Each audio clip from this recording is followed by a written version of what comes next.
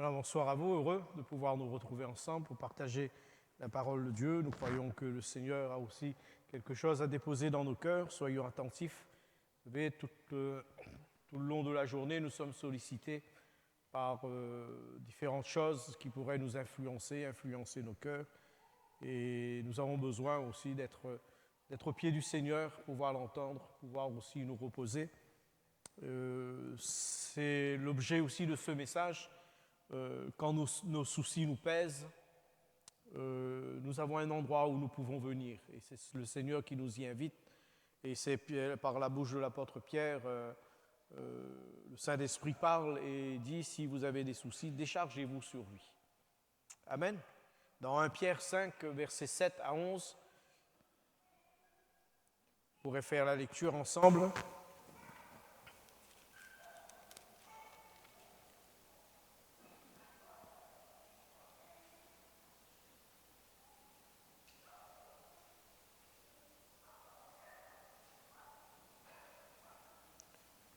Voilà ce qu'il est dit. De même, vous qui êtes jeunes, soyez soumis aux anciens et tous, dans vos rapports mutuels, revêtez-vous d'humilité, car Dieu résiste aux orgueilleux, mais il fait grâce aux humbles. Humiliez-vous donc sous la puissante main de Dieu, afin qu'il vous élève au temps convenable. Et déchargez-vous sur lui de tous vos soucis, car lui-même prend soin de vous. Soyez sobres, veillez. Votre adversaire, le diable, rôde comme un lion rugissant, cherchant qui il dévorera. Résistez-lui avec une foi ferme, sachant que les mêmes souffrances sont imposées à vos frères dans le monde.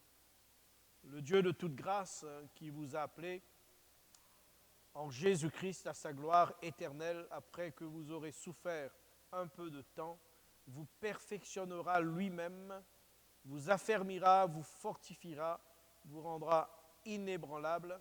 Il dit à lui soit la gloire, la puissance au siècle des siècles.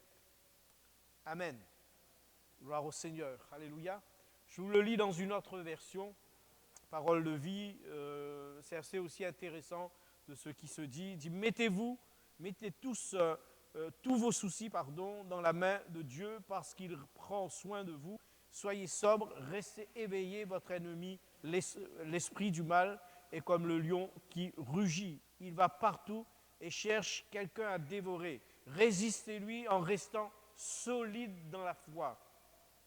Vous le savez, dans le monde entier, vos frères et sœurs chrétiens souffrent comme vous. Vos souffrances vont durer un certain temps.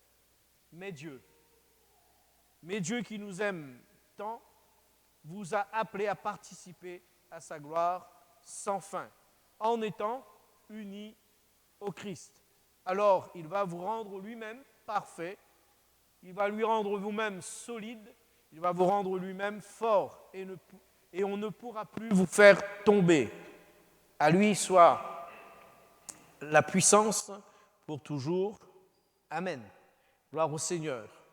Frères et sœurs et chers amis qui vous trouvez au milieu de nous, j'aimerais vous encourager à ne pas rester sous l'oppression des choses, sous les jougs, ce qui nous emmènerait des fois, hélas, à prendre quelques décisions qui ne seraient point convenables et qui pourraient vous créer et susciter même des désagréments. Restant sous l'oppression, on prend souvent des décisions assez rapides. On prend aussi des décisions où on n'a pas forcément sondé parce que la souffrance est telle, le joug est tel que nous aimerions en sortir tout de suite. Et c'est pour cela que je veux vous encourager à ce que Pierre écrivait à tous ceux qui étaient de ce temps-là, à cette église. Il leur dit « Déchargez-vous sur lui ». Déchargez-vous sur lui, déposez vos soucis, vos problèmes, déposez-vous-les sur lui, car lui-même prendra soin de vous. Le contexte de ce chapitre, c'est qu'il s'adresse effectivement aux anciens.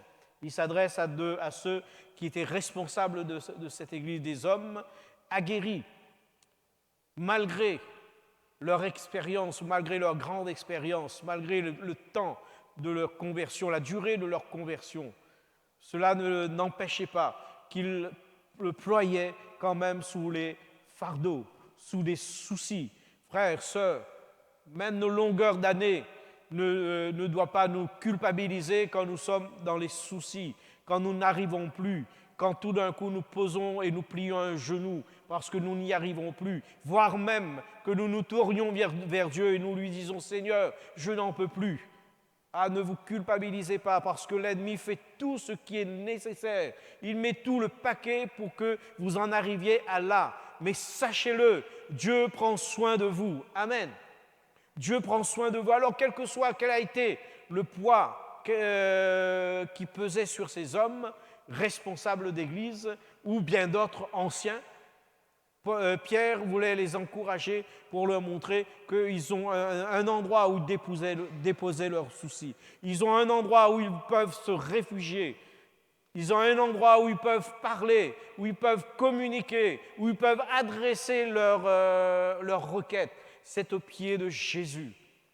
Frères, sœurs, chers amis, quand nous nous trouvons dans de telles situations qui nous dépassent, où nous n'arrivons plus à en avoir la maîtrise, il y a une chose à faire.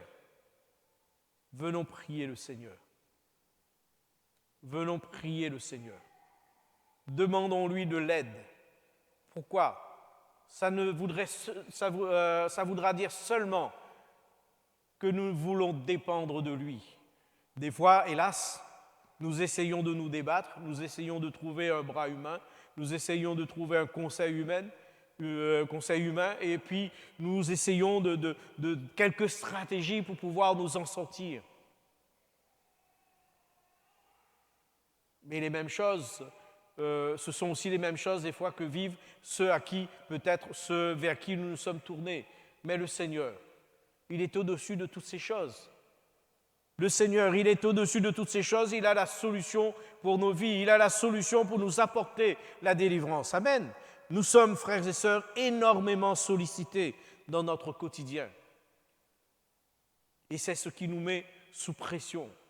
Nous sortons dans la rue, il y a toujours une publicité qui nous agresse par rapport à nos convictions, par rapport à notre éthique, par rapport à notre morale, par rapport à notre éducation. Il y a toujours quelque chose qui nous agresse. Une personne, le temps, les circonstances, les souffrances du corps, il y a toujours quelque chose. Et nous sommes sollicités quotidiennement. Nous poussons même, si nous ne voulons pas, nous poussons même des fois dans des voies de garage, comme si tout d'un coup on n'y arriverait point. Mais le Seigneur vient nous avertir, ne restons pas sous la pression. Déchargeons-nous sur lui. Déchargeons-nous sur lui. Veillons à ne pas vouloir, frères et sœurs et chers amis, et je vous le dis, si vous êtes là ce soir, cette parole aussi s'adresse à vous. Veillons à ne pas vouloir porter tout le poids du monde sur vos épaules. On a toujours cette tendance.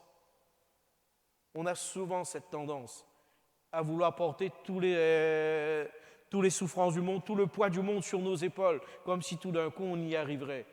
Ah, vous l'avez bien compris qu'on n'y arrive pas, parce qu'on est dans les larmes. On est dans le doute. On n'y arrive pas parce que ce n'est pas nous de porter toutes ces choses. Christ a déjà porté. Amen. N'essayons pas de porter le poids du monde sur nos épaules. Un seul l'a porté, c'est Jésus. Alléluia. C'est Jésus parce qu'il avait été envoyé pour cela. Le Seigneur, Dieu, l'a chargé pour cela. Afin que nous nous soyons délivrés, libérés. Il le dira un peu plus loin. Vous vous rappelez de ce chant, de ces paroles? On le chante et on est content de le chanter parce que ce sont des belles paroles. Il a porté le poids de ce monde sur ses épaules.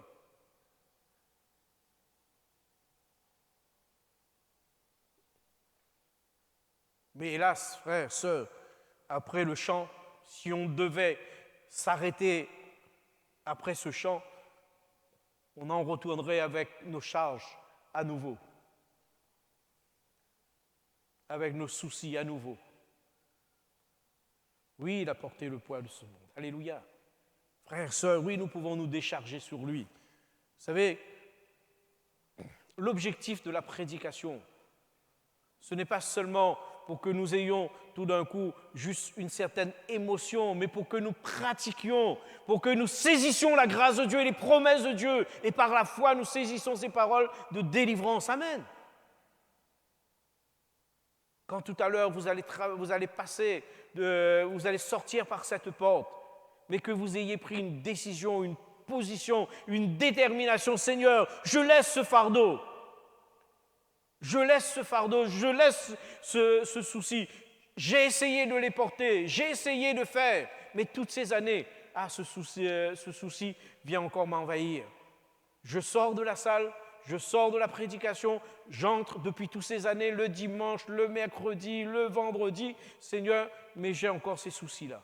Et pourtant, je le chante, et pourtant, je te prie, et pourtant, je mets mes genoux. Mais, Seigneur, ces soucis sont encore là, mais je veux m'en décharger. Je veux prendre la résolution. Je ne sais pas comment tu le feras, mais je sais que tu peux le faire. C'est un acte de foi. Vous savez, c'est notre part. Faisons tout simplement notre part de croire dans les promesses de Dieu, de croire dans l'annonce de l'Évangile, d'en saisir le sens. Parce que nous savons quand Dieu nous parle. Amen. Nous savons, frères, sœurs, quand Dieu nous parle. Et nous devons saisir les promesses de Dieu. Bien souvent, à la maison où nous voulons, où on nous impose à porter les fardeaux des enfants. Comme si tout d'un coup on résoudrait tous les problèmes des enfants. On est là, on pleure dessous. On nous impose, ou sinon, nous voulons, on porte les fardeaux des enfants. Et comme si ça n'était pas encore suffisant, on porte les fardeaux du conjoint. Ah, tu vas pas bien dans le travail, tu vas pas bien dans la rue, ah non, tu as fait ceci. Là, on porte les fardeaux du conjoint, on porte les fardeaux de la maison. On porte les fardeaux du voisin même. Ah oui, un tel il est malade, un tel il n'est pas bien, un tel il n'est pas bien. Alors finalement, on a les enfants, on a la maison, on a le conjoint, on en arrive aux animaux, on ne s'en sort pas. Ah, vous pensez vraiment que vous allez vous en sortir en portant tout cela? Ah, vous êtes gaillard. Si c'est le cas, vous êtes gaillard et je vous félicite. Mais frères, sœurs, ça pèse sur nous. Et comme s'il n'y en avait pas assez, on va porter ceux de la famille. Ah, mon frère n'est pas bien avec ma sœur de sang, ma sœur n'est pas bien avec son enfant n'est pas bien avec le cousin. Et quand vous faites la somme de tout ça, vous êtes le seul qui porte les fardeaux et les autres se sont déchargés sur vous. Les autres sont libres comme le vent. Et vous êtes assis là et vous portez le fardeau. Je vous ai raconté de cette histoire de cet homme à Saint-Louis. C'est mon tonton qui me l'avait raconté. On était gamins et puis il nous expliquait un petit peu quand il y avait la coupe de la canne. Donc il y avait les charrettes qui montaient, qui descendaient avec la canne. Et il y avait une charrette qui remontait donc à vide. Et puis un des camarades revenait de la boutique. Et il avait, dans ce temps-là, il me semble que les sacs de riz pesaient à peu près 80 kilos, quelque chose comme ça. Donc il l'avait mis sur sa tête, et puis il remontait toute la côte du Gol. Et son camarade, avec la charrette, le voyant, lui dit, ben, écoute, tu veux que je t'emmène un bout jusqu'à chez toi? Ah, lui, content, il se dit, ben, pourquoi pas, oui. Alors le camarade dit, ben, allez, écoute, allez, monte. Ne regardant pas derrière ce qui se passe, il sent bien le poids changer dans la charrette, et puis il continue, il démarre, et il y va, jusqu'à ce qu'il arrive presque pas trop loin de la maison. de son camarade. Et quand il arrive là-bas, il se retourne un petit peu et puis il regarde l'autre. Et au final, au lieu d'avoir déposé le gonide de riz de 80 kilos dans la charrette et lui assis, il a gardé sur sa tête. Il a gardé sur sa tête et puis tout le long, la charrette a emmené. Ah, vous riez, vous savez que nous sommes pareils? Jésus veut nous enlever la charge. Non, non, on garde et on s'assoit avec et puis on repart. Ah, frère, sœur, cher ami, déchargez-vous sur lui. Vous savez, c'est une anecdote qui m'a fait rire. Et dans ma tête, je lui dis, ah oui, il est bête cet homme, pourquoi? Mais après, je me suis rendu compte, mais allez, t'es pas trop loin. T'es pas trop loin parce que c'est ce que tu fais. Quand Jésus te demande de déposer tes fardeaux, tes soucis, de te décharger sur lui, c'est ce que tu fais. Oui, Seigneur! Viens, moi en aide, je dépose mes fardeaux, je viens devant. Allez, on fait un appel, tout le monde vient et puis on dépose. Et puis à la fin, chacun vient trier ses soucis pour repartir avec. On n'arrive pas à s'en détacher. Et l'ennemi fait en sorte qu'on n'arrive pas à s'en détacher. Frères, sœurs, chers amis, ne portez pas tous les fardeaux du monde. Ne portez pas tous les fardeaux des enfants. Oui, bien sûr que vous vous en inquiétez, mais mettez ces choses aux pieds du Seigneur. Bien sûr qu'on s'en inquiète, bien sûr qu'on y pense, mais vous avez vu que vous n'avez pas pu faire plus, mais lui peut faire.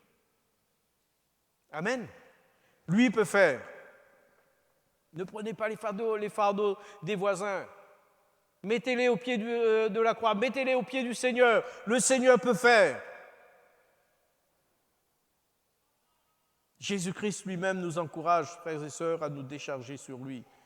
Dans Matthieu 11, versets 28 à 29, il dit « Venez à moi, vous tous qui êtes fatigués. » Est-ce que vous êtes fatigués? On l'est. Moi, je vous dis, on l'est. Déjà, avec le masque, on l'est. Et tout ce qui vient avec, on l'est. Vous tous qui êtes fatigués, est-ce que vous êtes chargés? Je puis vous dire, si on compte, les charges sont là. On est chargé de toutes sortes de choses. On n'y arrive plus, le cœur même n'y arrive plus. Je vous donnerai du repos. Venez à moi, vous tous qui êtes fatigués et chargés, je vous donnerai du repos. Prenez mon joug sur vous et recevez mes instructions, mon enseignement, car je suis doux et humble de cœur, et vous trouverez du repos pour vos âmes. Rappelez-vous, dans cette lecture, on parlait de l'humilité. Dieu accorde beaucoup de bénédictions à ceux qui sont humbles et doux. Alléluia. Et Pierre donc apporte cette exhortation dans son cercle de connaissances et aux communautés.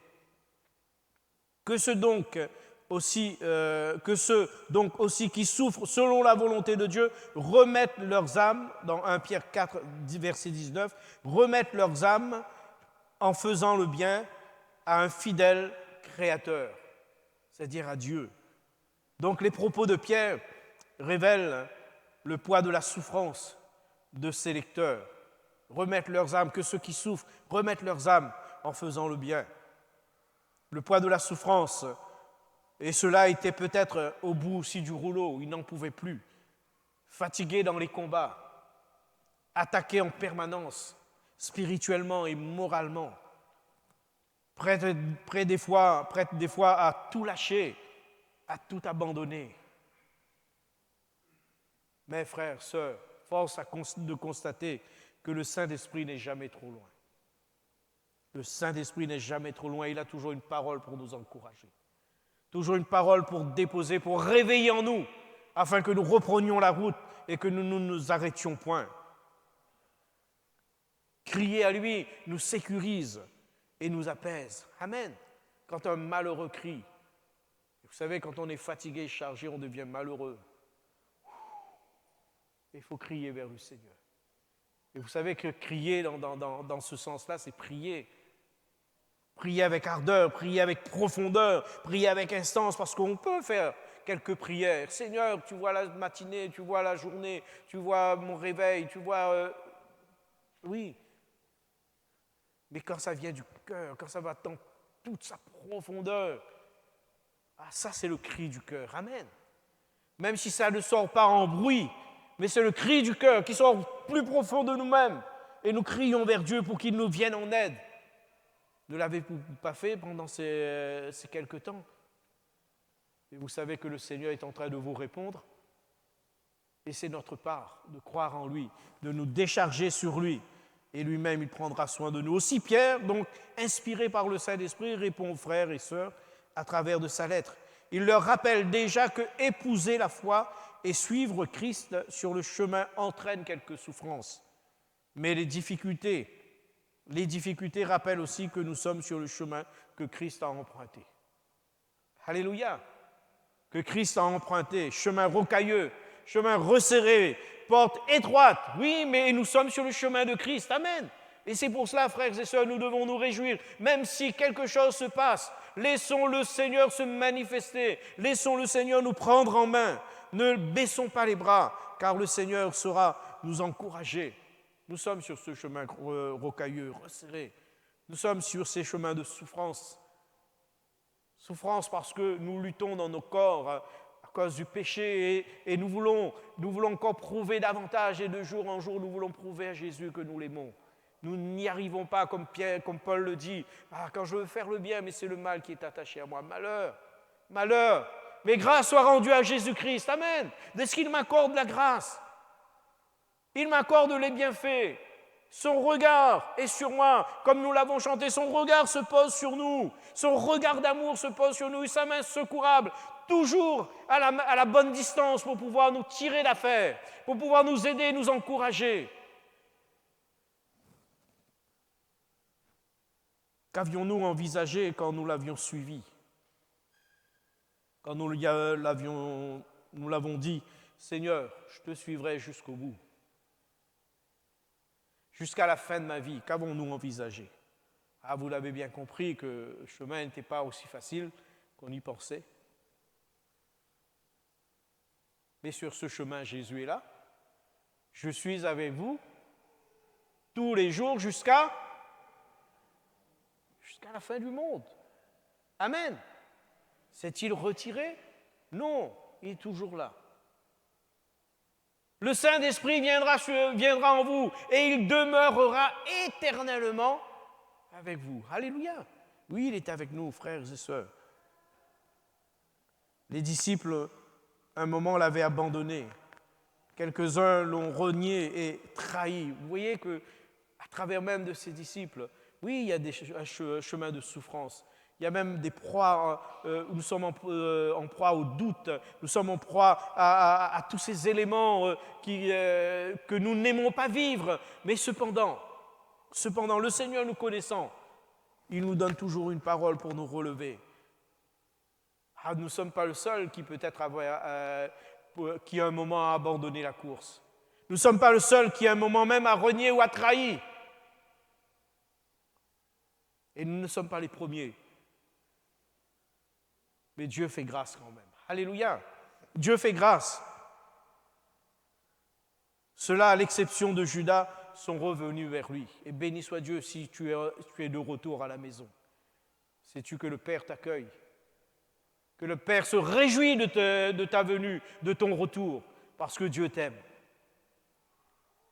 Dieu t'aime. Et sur le cœur de tes frères, de tes sœurs, ceux qui ont été et ceux qui sont restés, des prières sont montées pour que tu sois là encore ce soir. Parce qu'il s'agit du salut de l'âme. Il s'agit de ton âme. Et c'est ainsi que le Père t'accueille. Frères et sœurs et chers amis, nous ne serons pas le premier à ne pas comprendre les difficultés de cette marche. D'autres n'ont pas compris, d'autres ont abandonné. Ni le premier à lui réclamer un exaucement, ni le premier à crier pour une délivrance instantanée. Nous ne sommes pas les premiers, d'autres ont crié avant nous, d'autres l'ont vécu avant nous. Mais le Seigneur ne les a pas délaissés. Le Seigneur a toujours été là. Certes, je le conçois, pas dans notre tempo à nous, pas dans notre timing à nous, mais son timing est tellement mieux est tellement plus efficace.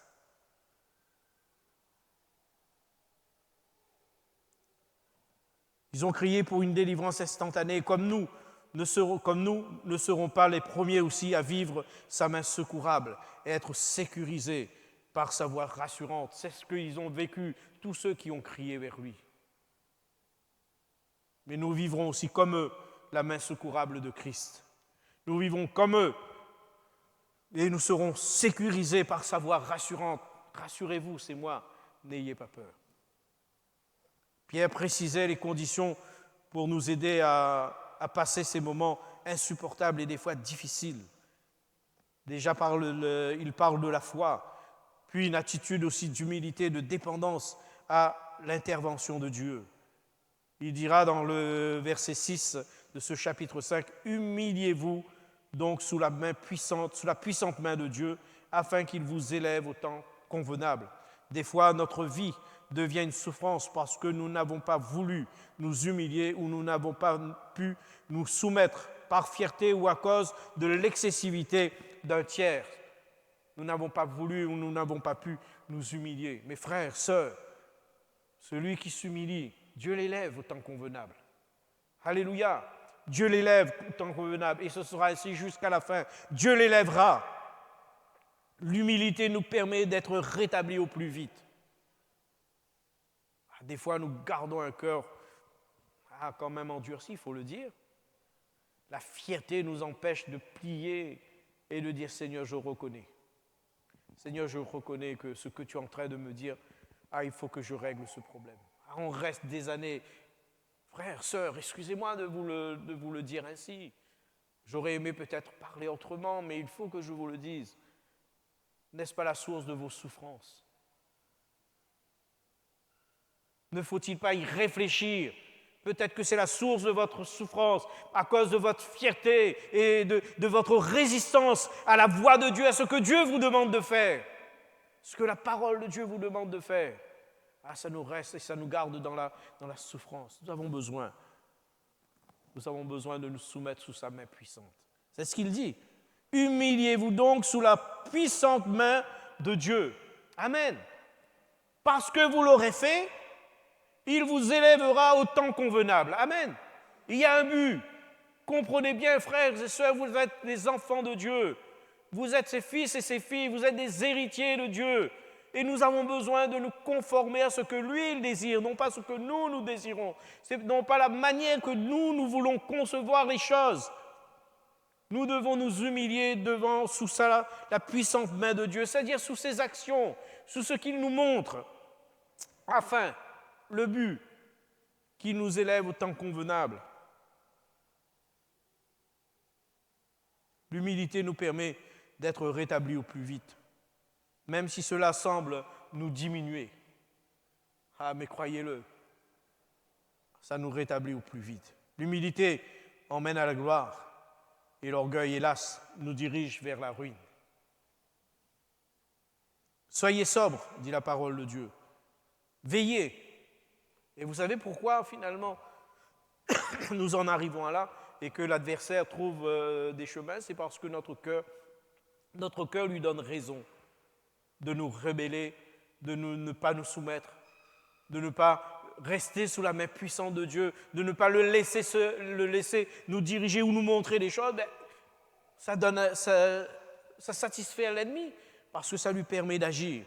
Et il dit d'ailleurs, soyez sobres et veillez parce que votre adversaire, le diable, rôde comme un lion rugissant, cherchant qui il dévorera.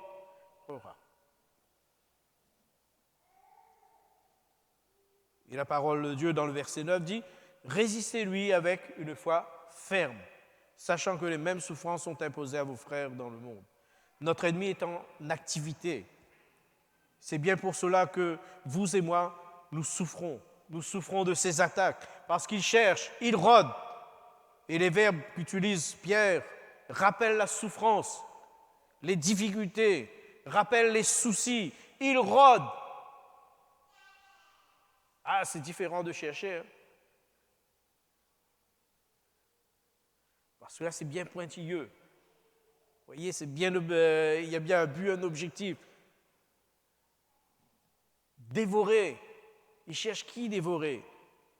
Dans son rugissement, en menant la peur, en menant la frayeur, dans toutes les situations que nous pourrions vivre. Et nous emmener dans la souffrance. Frères et sœurs, dans de telles conditions, que devons-nous faire? Déchargeons-nous sur Jésus. Déchargez-vous sur Jésus, le seul qui a les moyens pour contrer les attaques de cet adversaire. Déchargez-vous sur lui, le seul qui peut supporter et porter nos souffrances et nos fatigues. Nous devons nous décharger sur lui. Arrêtons de tout porter et de souffrir, de tout porter et souffrir des fardeaux qui ne sont pas les nôtres.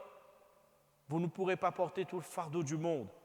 Portez des soucis dont nous n'avons pas de solution. Arrêtez de le faire ainsi, parce que cela va nous rendre amers, cela va nous décourager, cela va nous épuiser, parce que nous portons quelque chose qui n'est pas de notre niveau.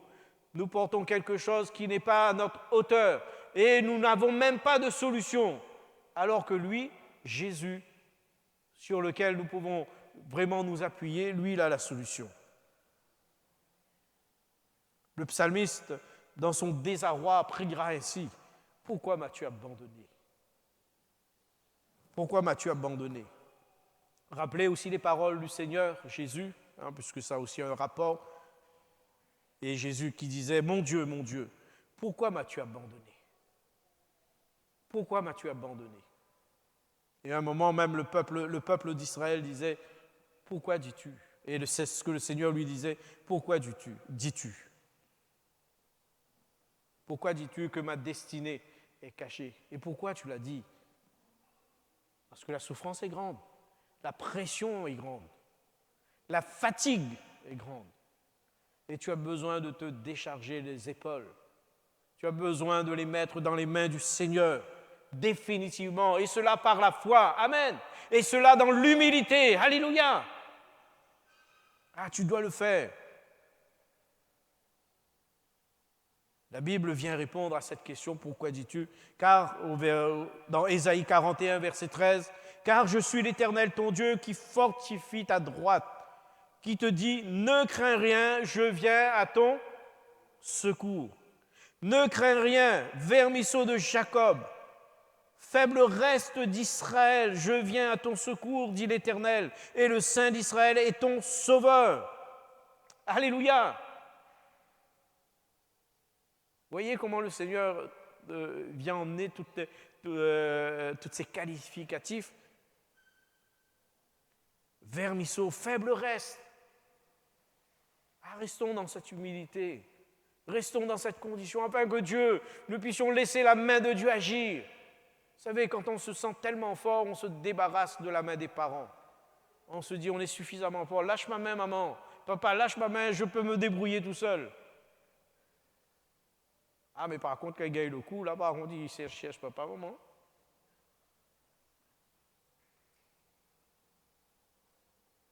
Et là, on a envie de retourner à la maison de maman et oublier papa.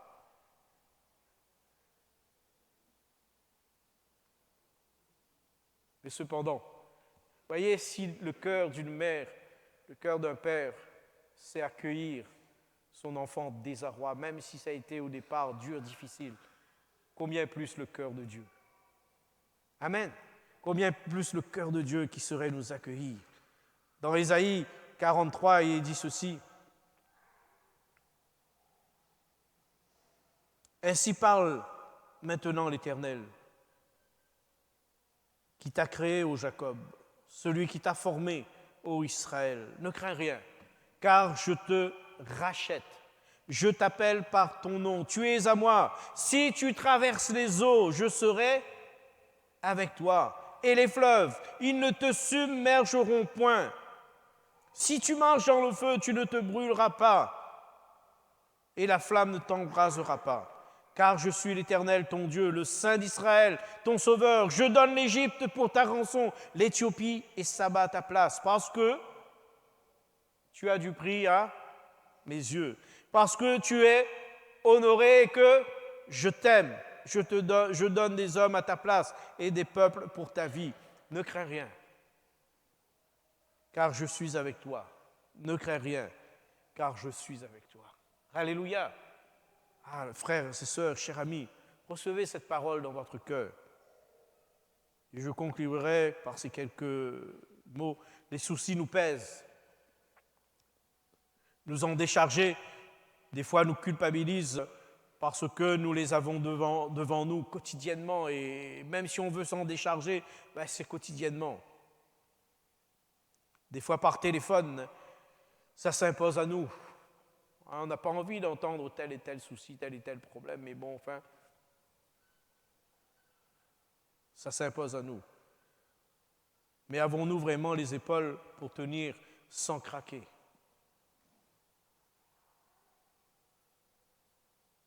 Vous savez que Dieu veut nous sortir de toutes ces situations qui nous chargent, de toutes ces situations qui nous rendent fatigués, de toutes ces situations où on arrive à la fin de dire « Seigneur, j'en ai assez, je lâche tout ».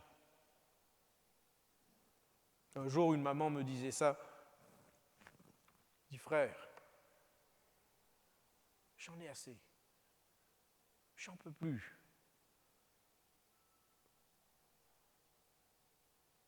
Je veux vraiment me libérer de tout cela. » Puis elle m'expliquait un petit peu que finalement, c'était un peu de sa manière. Elle avait pris toutes les charges de la maison. Elle avait pris toutes les charges des enfants. Elle avait fait à la place des enfants. Elle avait fait à la place du mari. Elle avait fait telle et telle chose. Et puis, on dirait que c'était presque une obligation de faire. On dirait que c'était presque être culpabilisé si elle ne faisait pas. Alors que tout devait être réparti. Chère maman, ne vous chargez pas autant. Cher papa, ne vous chargez pas autant. Priez, mettez vos enfants aux pieds du Seigneur et laissez le Seigneur agir. Amen. Laissez le Seigneur agir parce que vous n'allez pas pouvoir faire tout vous-même et vous n'allez pas pouvoir régler des problèmes que c'est Dieu qui règle. Laissez Dieu le faire, déchargez-vous sur lui et lui, il agira. Alléluia.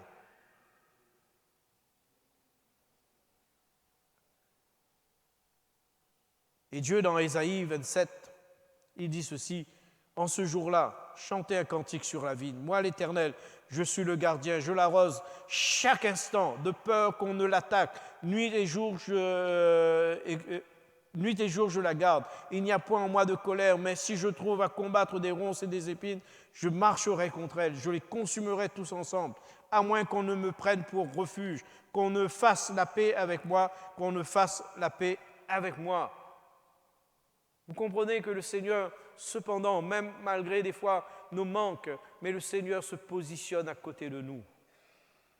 Le Seigneur se positionne à côté de toi. Oui, il est possible que nous avons fait des mauvais choix.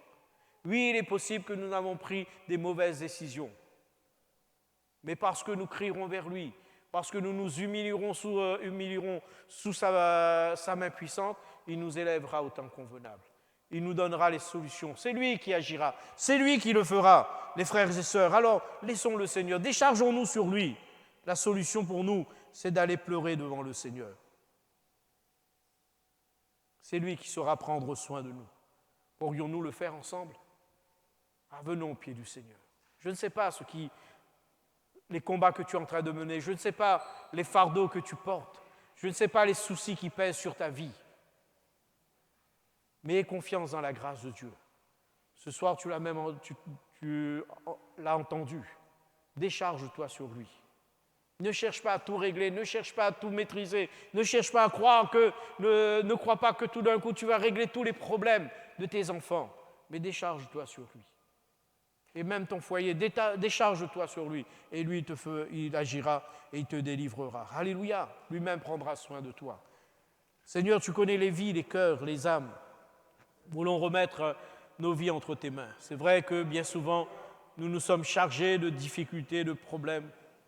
Seigneur, qui n'était pas à notre hauteur et qui, loin, Seigneur, de là, était, Seigneur, à notre portée.